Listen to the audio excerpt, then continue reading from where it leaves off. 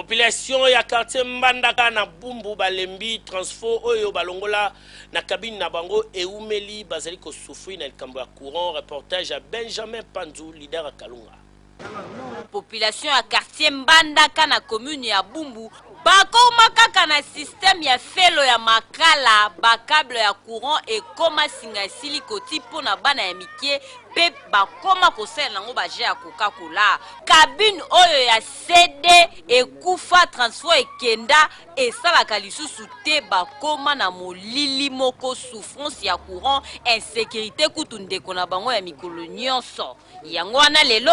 baleli ebele na micro ya Lingala Facile posnel aye la bango transfo père bongisa ba câble ya courant. Biso na Bumbu na mayulu banda transfo eziga toza na courant te molili tali to lamba makala dépense leke belé na ba jeune museleza soude ba jeune ba vandi bazi la ka kolia pour museleza la ate cabine o ba ba transfo ekene zonga soute to comme na difficulté awa